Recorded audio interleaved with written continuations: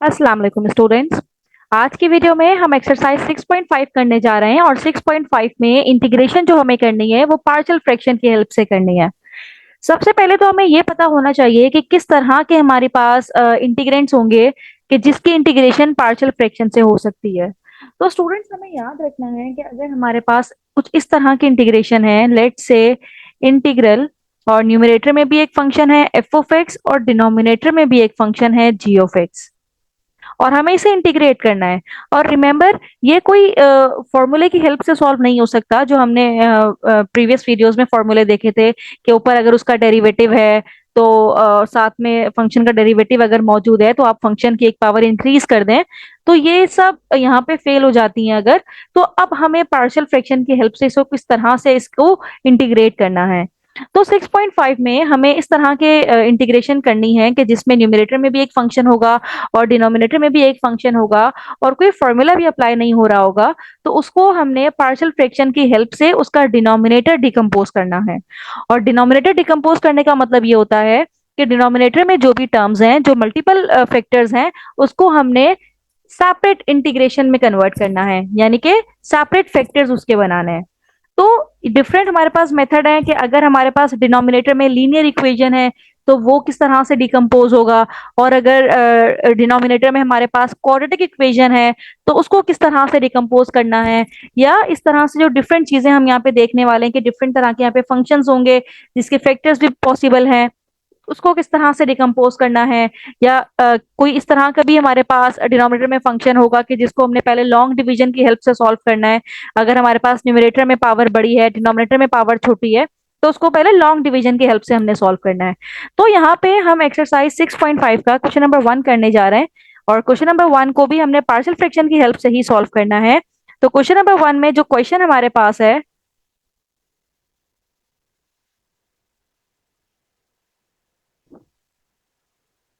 Question number 1 में हमारे पास given है integration 5x-2 divided by x-3, और दूसरा फैक्टर है इसका x+7 dx।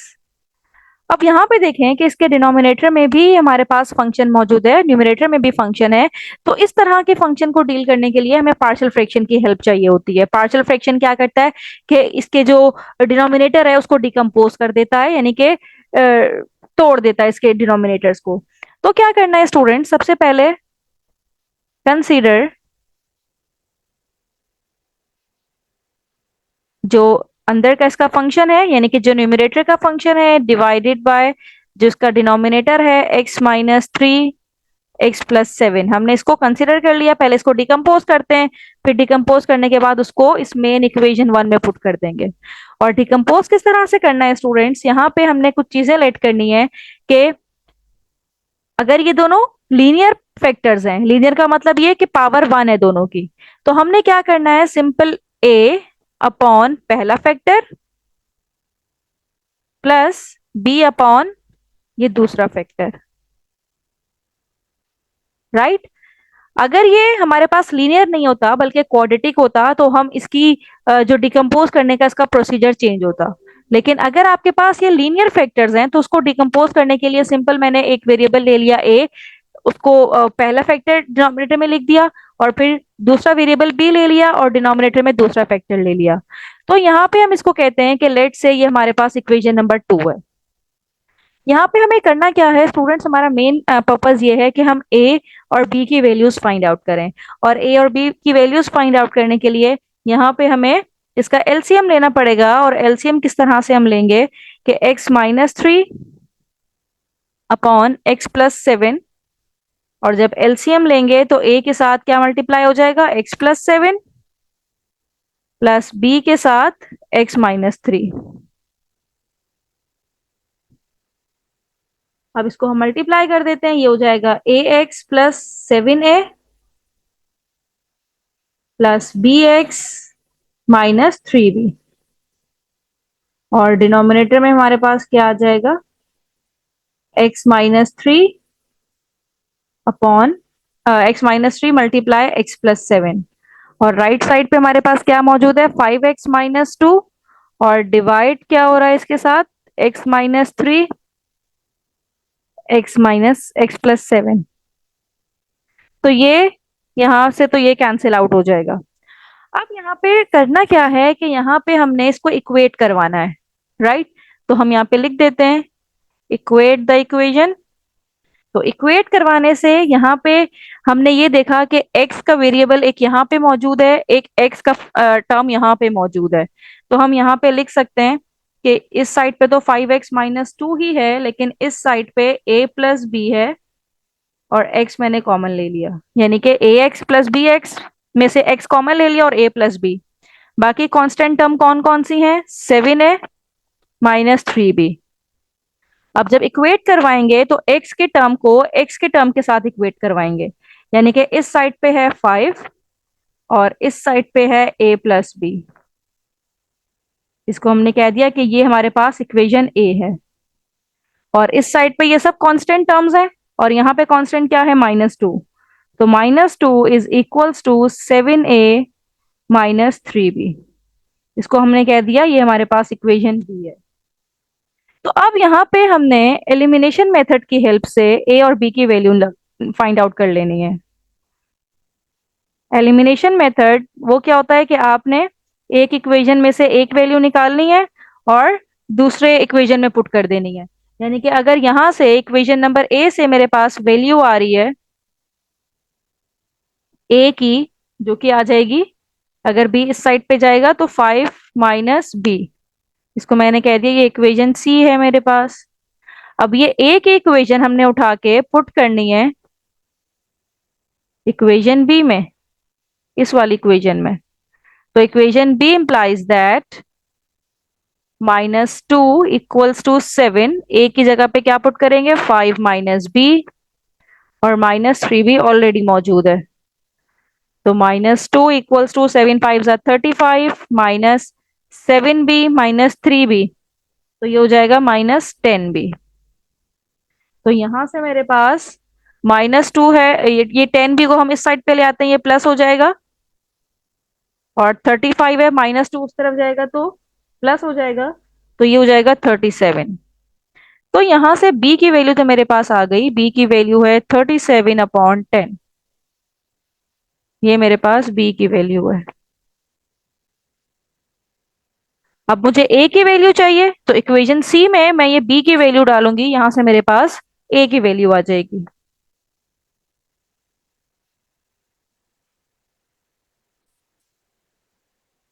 अब ये b की वैल्यू उठाएंगे और इक्वेशन नंबर c में हम पुट कर देंगे। तो put in equation c, put value of b in equation c।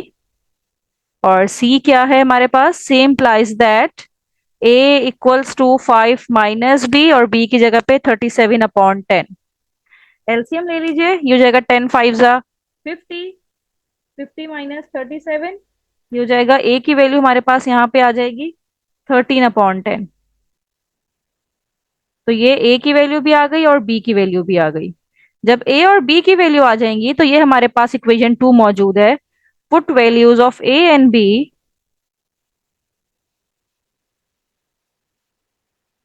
a and b in equation 2।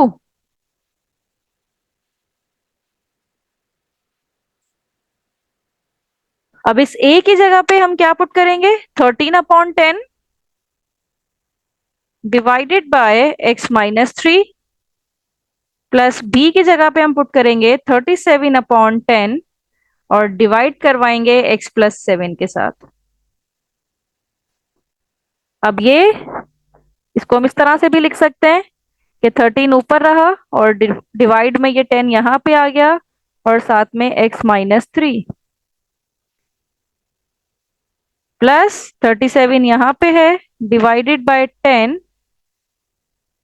x+7।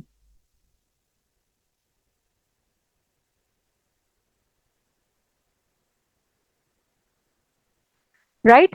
अब हमने ये जो वैल्यू थी 5x-2 की, 5x-2 डिवाइडेड बाय x-3 और x+7, इसको हमने डिकम्पोज कर दिया। यानी कि ये जो दो हमारे पास टर्म्स थे, ये जो दो फैक्टर्स थे, इसको हमने इस तरह से इन दो जगहों पे हमने डिकम्पोज कर दिया, एक इसकी फ्रैक्शन ये बन गई और एक इसकी फ्रैक्शन ये बन गई। This is called the procedure of partial fraction, यानी कि हमने इसकी जो फ्रैक्शंस थी उसको हमने पार्शियली ब्रेक कर दिया। अब सिंपल क्या करना है, ये इक्वेशन वन में पुट करते हैं, यानी कि 5x-2x-3x+7 की जगह पे ये वैल्यूज उठा के पुट करते हैं और इसको इंटीग्रेट करवाते हैं। तो इक्वेशन वन हमारे पास क्या हो जाएगी, इंटीग्रल ये जो है 5x-2 upon x-3 x+7 dx, ये किसके इक्वल हो जाएगी, अब ये इक्वल हो जाएगी 13/10 x-3, बीच में आएगा प्लस का साइन और साथ में इंटीग्रेशन भी,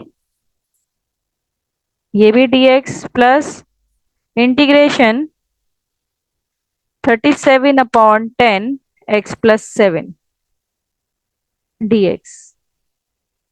अब इसको इंटीग्रेट करते हैं, इंटीग्रेट किस तरह से करेंगे, 13/10 तो बाहर आ जाएगा और ये है 1/x-3, तो इसका डेरिवेटिव ऊपर मौजूद है, जिस टर्म का डेरिवेटिव ऊपर मौजूद होता है तो सिंपल हम ले लेंगे ln x-3।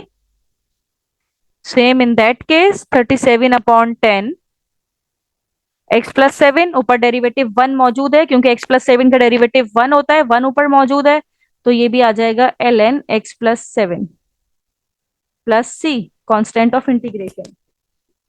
अब क्या करना है, यहां से 1/10 हम कॉमन ले लेते हैं, 1/10 हमने कॉमन ले लिया और फिर यहाँ पे हमारे पास क्या रह जाएगा, ln ये जो x-3 है, ln की प्रॉपर्टी के अकॉर्डिंगली जो इसके कोफिशिएंट में लिखा है वो इसकी पावर में भी जा सकता है, और इसके कोफिशिएंट में 37 लिखा है तो 37 भी इसकी पावर में जा सकता है, प्लस सी। अब ये दो ln प्लस हो रहे हैं तो हमने एक फॉर्मूला पढ़ा हुआ है, अगर ln a है प्लस ln b है तो आप क्या करें, सिंपल ln, अगर ये दो प्लस हो रहे हैं तो इसको ln एक कॉमन ले लें और a और b को मल्टीप्लाई करके लिख दें। तो ये मेरे पास क्या हो जाएगा, 1/10 बाहर रहेगा, एक ln भी निकाल लेते हैं, बाकी जो दोनों टर्म्स हैं हम इनको मल्टीप्लाई करवा के लिख देते हैं। तो ये हो जाएगा मेरे पास x-3, इसकी पावर है 13, और दूसरा हो जाएगा x+7, इसकी पावर है 37 प्लस कांस्टेंट ऑफ इंटीग्रेशन। तो ये मेरे पास पार्शियल फ्रैक्शन से हमने सॉल्व करके ये मेरे पास फाइनल रिजल्ट आ गया। तो स्टूडेंट करना क्या है, हमने हमने पहले डिकम्पोजिशन की हेल्प से, यानी कि पार्शियल फ्रैक्शन की हेल्प से हमने पहले इसके डिनोमिनेटर को डिकम्पोज करवाना है। जब डिनोमिनेटर डिकम्पोज हो जाएगा, ये हमने भी चेक करना है कि हमारे पास डिनोमिनेटर में किस तरह के फैक्टर्स मौजूद हैं। अगर लीनियर फैक्टर्स हैं तो इसको सिंपल ए या कोई भी आप वेरिएबल ले सकते हैं, इस तरह हमें ब्रेक करना है, लेकिन अगर क्वाड्रेटिक होंगे तो इसको ब्रेक करने का तरीका डिफरेंट होगा।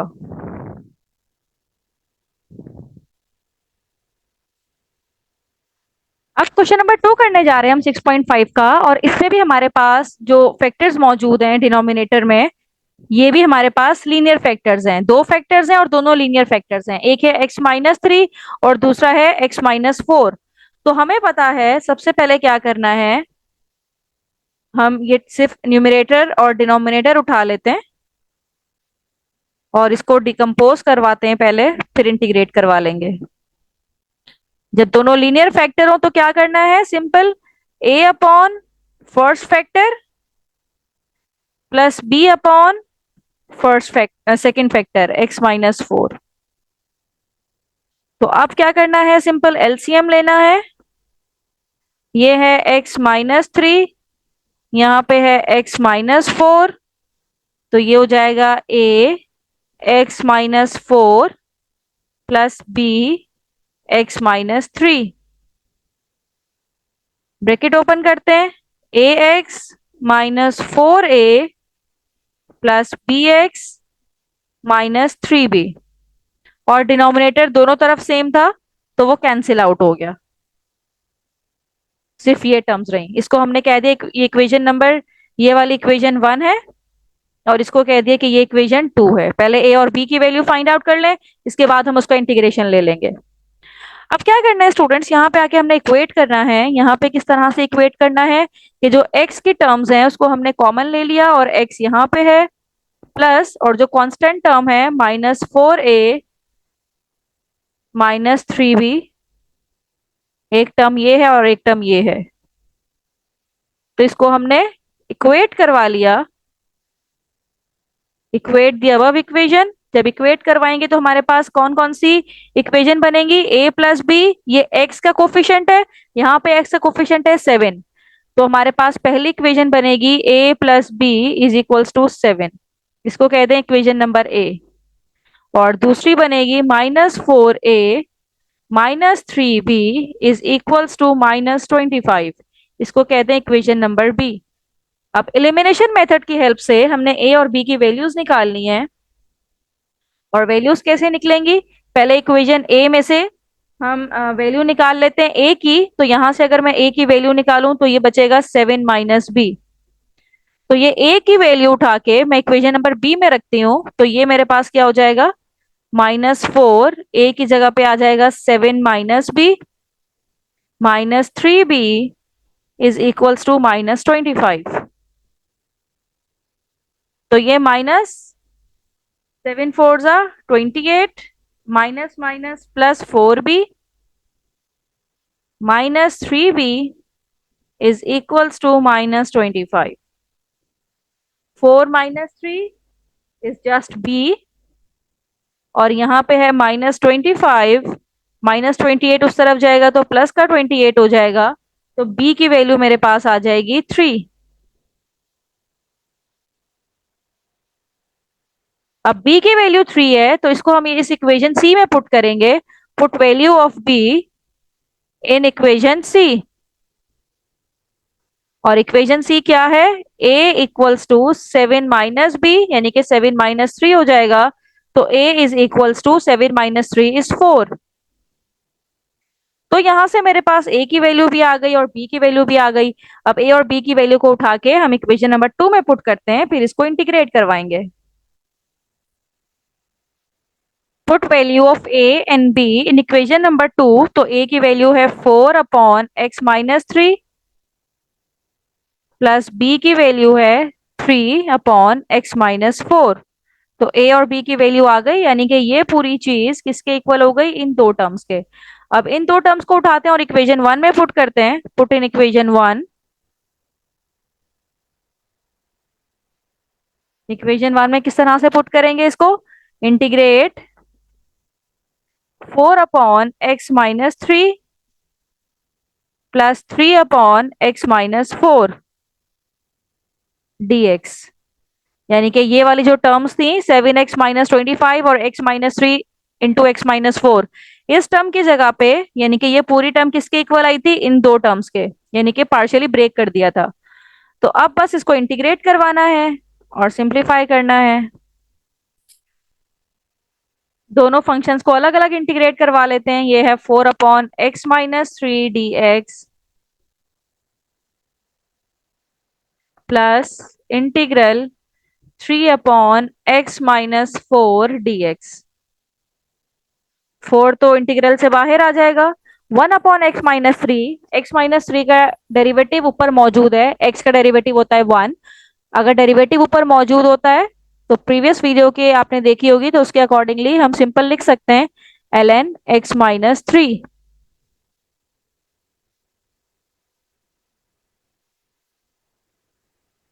और इसी तरह से 3 बाहर आ जाएगा। x-4 इंटीग्रल इसका लेना होगा, तो डेरिवेटिव जब ऊपर मौजूद होता है तो ये भी सिंपल क्या हो जाएगा, ln x-4 then plus c is the constant of integration. अब क्या करना है, हमें पता है कि ln की प्रॉपर्टी के अकॉर्डिंगली ये 4 मैं इसकी पावर में लेके जा सकती हूँ, क्योंकि अगर कोई कोफिशिएंट में नंबर लिखा हुआ है और हमने उसको पावर में शिफ्ट करना है तो उसको इजीली हम लिख सकते हैं, क्योंकि ln की प्रॉपर्टी के अकॉर्डिंगली हम ये रूल अप्लाई कर सकते हैं। इसी तरह से यहाँ पे भी हो जाएगा ln x-4, ये 3 प्लस c। अब जिस तरह प्रीवियस क्वेश्चन में हमने ln की प्रॉपर्टी यूज की थी कि ln a plus ln b इसको हम मल्टीप्लाई करवा के लिख सकते हैं और एक ln हमने बाहर कॉमन ले लिया और इसको हमने मल्टीप्लाई करवा के इस तरह से लिख दिया।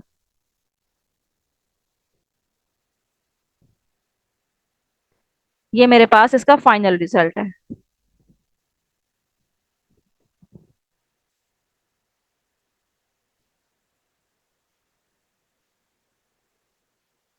ये हमने पार्शियल फ्रैक्शन की हेल्प से इंटीग्रेशन सॉल्व कर लिया है और इस तरह से हमारे पास इजीली आंसर आ गया, क्योंकि इसके जो दोनों फैक्टर्स है वो लीनियर फैक्टर्स है। जब ये दोनों फैक्टर्स लीनियर लीनियर फैक्टर्स थे तो हमने सिंपल इसको इस तरह से डिकम्पोज करवाया है कि ऊपर ए ही है, यहाँ पे ऊपर पी ही है। तो अगर ये क्वाड्रेटिक होंगे तो उसका प्रोसीजर चेंज होगा।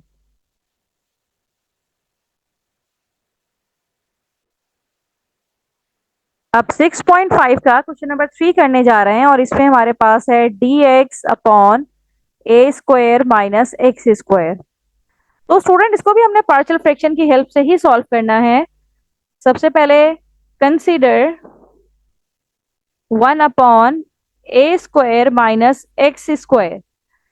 अब इसको हमने किसके इक्वल लेट करना है स्टूडेंट? यहाँ पे देखिएगा कि ये a² - b² का फॉर्मूला है और a² - b² इक्वल होता है a - b a+b के।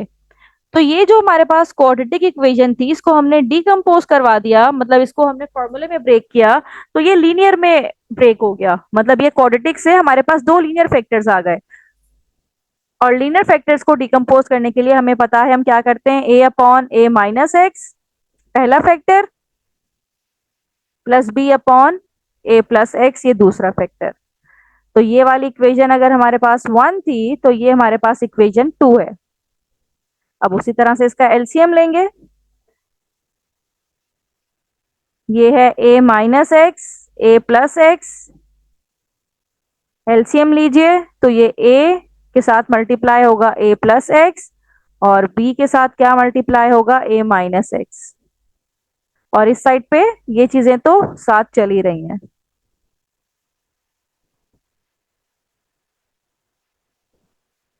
अब इक्वेशन के दोनों साइड पे डिनोमिनेटर सेम है तो ये दोनों आपस में कैंसिल आउट हो सकते हैं। तो यहाँ पे मेरे पास क्या रह जाएगा, एक्स के टर्म्स को अगर मैं एक साइड पे कर दूं तो एक्स, पहले इसको ओपन कर देते हैं, a plus ax plus ba - bx। अगर मैं x कॉमन ले लूं तो इस टर्म और इस टर्म में x है तो ये है a - b x की टर्म के साथ, बाकी ये कांस्टेंट है। और इस साइड पे क्या है, सिर्फ और सिर्फ 1 मौजूद है, x का कोई भी कोफिशिएंट नहीं है। तो जब हम इसे इक्वेट करवाने जाएंगे तो a - b इक्वल होगा 0 के, क्योंकि यहाँ पे x का कोफिशिएंट a - b है बट लेफ्ट साइड में x का कोफिशिएंट है ही नहीं, x का टर्म ही नहीं है। तो इसीलिए हमने a - b इक्वल्स टू 0 कर दिया। और दूसरी टर्म है a plus ba is equals to 1, इसको हमने इक्वेशन बी कर दिया। अब यहां से हमें पता है इक्वेशन ए की वजह से हमें पता है कि a is equals to B है, क्योंकि जब माइनस बी उस साइड पे जाएगा तो प्लस बी हो जाएगा, तो a इक्वल्स टू बी है। तो यहाँ पे हम ये काम कर सकते हैं कि b की जगह पे भी a ही पुट कर देते हैं, because a is equals to b। तो ये हो जाएगा 2a इक्वल्स टू 1। तो a की वैल्यू आ जाएगी मेरे पास 1/2a, जिसको हमने बॉक्स बना के साइड पे कर लिया। और जब a की वैल्यू ये है और a b के इक्वल है तो जाहिर सी बात है तो b की वैल्यू भी हमारे पास क्या हो जाएगी, 1/2a। तो a और b की वैल्यूज आ गई हैं, अब बस इक्वेशन में डाल के उसको इंटीग्रेट करवाना है। और इक्वेशन कौन सी है, ये इक्वेशन नंबर 2 पे हमने पुट करनी है a और b की वैल्यूज।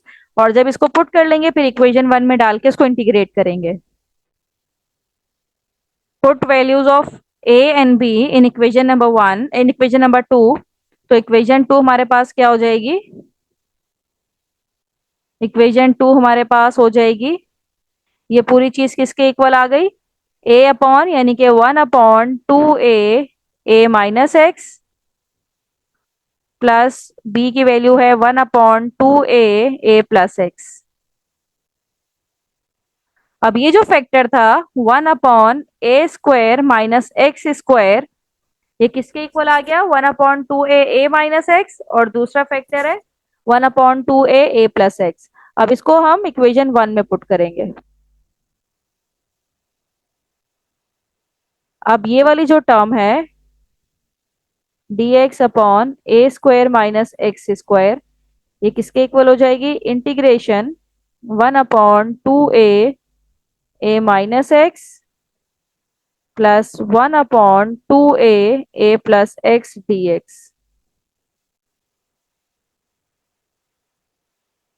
राइट, अब इसको सेपरेटली हम इंटीग्रेट कर लेंगे।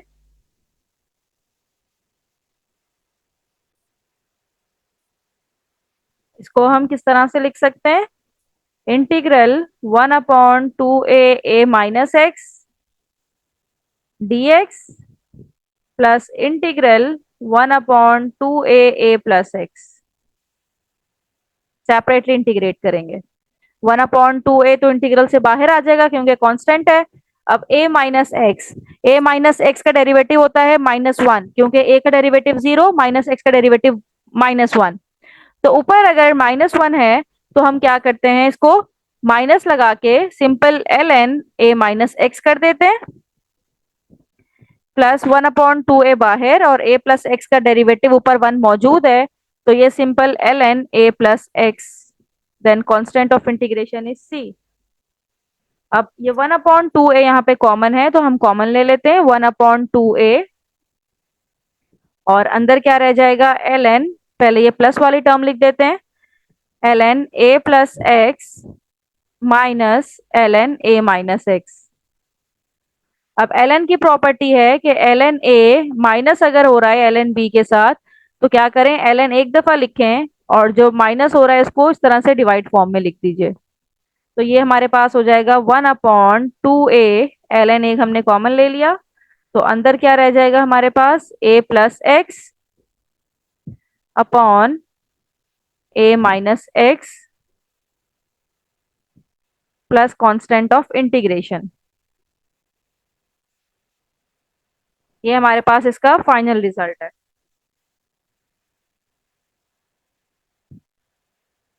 तो स्टूडेंट यहाँ पे हमने पहले क्या किया था, यहाँ पे हमारे पास ये जो डिनोमिनेटर था ये क्वाड्रेटिक था, लेकिन हमने देखा कि क्वाड्रेटिक को हम ब्रेक कर सकते हैं लीनियर में। तो अगर इस तरह का कोई केस हो कि क्वाड्रेटिक पहले लीनियर में ब्रेक हो सकता है, तो पहले आप वो काम करें, फिर उसके बाद उसको पार्शियल फ्रैक्शन में ब्रेक करें और उसको इंटीग्रेट करें। अब 6.5 का हम क्वेश्चन नंबर 4 करने जा रहे हैं, और क्वेश्चन नंबर 4 में ये हमारे पास इसका जो इंटीग्रल गिवन है ये है 1/x² - इसको हमने पार्शियल फ्रैक्शन की हेल्प से डिकम्पोज करना है। तो 1/x² - इसको हम ब्रेक कर सकते हैं किस तरह से? a² - b² का फॉर्मूला होता है a-b a+b। दो लीनियर फैक्टर्स आ गए, तो ये किसके इक्वल होगा? a/x - a first factor plus b/x+b, यानी कि ये सेकंड फैक्टर है। राइट, अगर इक्वेशन लीनियर होती है, यानी कि ये दोनों टर्म्स, ये दोनों फैक्टर्स लीनियर हैं, तो उसको इस तरह से डिकम्पोज किया जाता है। अब इसका एलसीएम ले लेंगे, और एलसीएम लेके यानी कि 1/x - a x+a,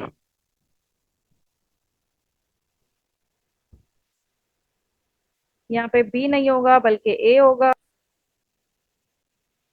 अब इसका एलसीएम लेते हैं हम, x - a, और यहाँ पे है x+a, a के साथ मल्टीप्लाई करवाएंगे x+a को, और b के साथ मल्टीप्लाई करवाएंगे x - a को। डिनोमिनेटर तो सेम था, डिनोमिनेटर तो कैंसिल, तो 1 इक्वल है ax plus a plus bx minus ba। यहाँ से अगर हम कॉमन ले लें x की टर्म को, तो a+b x बच जाएगा, प्लस कांस्टेंट टर्म क्या है मेरे पास? ये भी कांस्टेंट है, कोई x का टर्म नहीं है, और ये भी कांस्टेंट है। अब इसको जब इक्वेट करवाएंगे तो a प्लस बी, जो कि x का कोफिशिएंट है, दूसरे साइड पे x का कोफिशिएंट है ही नहीं तो 0 के साथ, और ये जो कांस्टेंट टर्म है दूसरी तरफ कांस्टेंट है 1। तो ये इक्वेशन a हो गई और ये इक्वेशन हमारे पास b हो गई। तो यहां से हम a की वैल्यू निकालते हैं। इक्वेशन a से हमने a की वैल्यू निकाली, a की वैल्यू आ जाएगी -b। इसको कह दिया इक्वेशन c है। अब पुट वैल्यू, पुट एक c या put value of a in equation b। तो b क्या हो जाएगा हमारे पास, a की जगह पे या b की जगह पे भी हम -a पुट कर सकते हैं क्योंकि a की बात है। तो ये हो जाएगा a माइनस b की जगह पे आ जाएगा -a इक्वल्स टू 1। तो ये प्लस होके 2a इक्वल्स टू 1 आ जाएगा, और a की वैल्यू हमने निकालनी है बेसिकली, तो ये हो जाएगी 1/2a। तो ये अभी a की वैल्यू आई है। b की वैल्यू सिंपल किस तरह से आएगी, जो इक्वेशन c है, ये a की वैल्यू हम उठाएंगे और इक्वेशन c में पुट कर देंगे, और c में पुट करने के बाद b की वैल्यू आ जाएगी b is equals to -a, यानी कि b is equals to -1/2a। तो यहां से मेरे पास b की वैल्यू भी आ जाएगी। राइट, अब a और b दोनों की वैल्यूज आ गई हैं। अब सिंपल हमने क्या करना है, इसको उठाना है और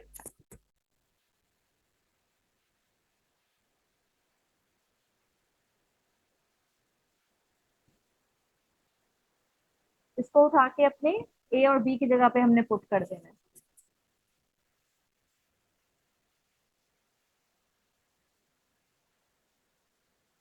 तो ये हो जाएगा हमारे पास, a की जगह पे पुट करेंगे 1/2a, और x माइनस a ऑलरेडी मौजूद है।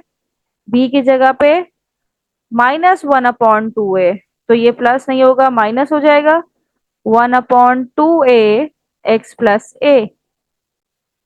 तो ये जो था 1/x² - a², इसको इस तरह से डिकम्पोज कर दिया। अब इसको उठा उठा के पुट इन इक्वेशन 1, और जब इक्वेशन 1 में पुट करेंगे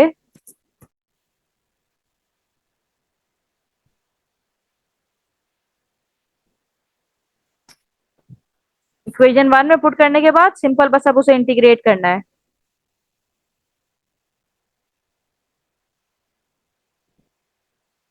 तो ये हो जाएगा इंटीग्रल dx/(x²-a²) अब ये इक्वल हो जाएगा इंटीग्रल 1/2a x माइनस ए dx, अलग अलग ही करके लिखते हैं, minus integral 1/2a x plus a dx। अब इसको इंटीग्रेट करें, 1/2a तो बाहर आ जाएगा, x माइनस ए डेरिवेटिव ऊपर मौजूद अगर होता है, डेरिवेटिव 1 ऊपर मौजूद है, तो सिंपल ln x माइनस ए, और यहां से भी -1/2a कॉमन आ जाएगा, और ln के साथ आ जाएगा x plus A plus constant of integration. 1/2a common है तो 1/2a को हम बाहर निकाल लेते हैं। अंदर क्या रह जाएगा, ln x minus A minus ln x plus A plus constant of integration. और ln की प्रॉपर्टी के अकॉर्डिंगली अगर दो फंक्शन आपके पास एक प्लस में है और एक माइनस में है, तो ये पहला वाला जो है वो न्यूमरेटर में जो है वो फर्स्ट वाला न्यूमरेटर में आ जाएगा, और सेकंड वाला डिनोमिनेटर में आ जाएगा प्लस सी। ये मेरे पास फाइनल रिजल्ट है।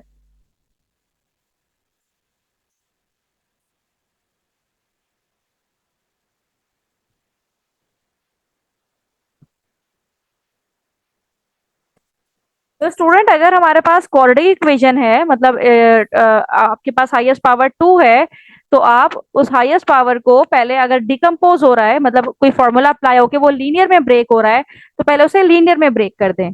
जब लीनियर में ब्रेक होगा तो वो उसको सॉल्व करने का प्रोसीजर इजी होता है, क्योंकि हमने सिर्फ ऊपर a upon first factor plus b upon second factor let करना होता है, फिर उसको a और b की वैल्यू फाइंड आउट करके सिंपल इंटीग्रेट करना होता है।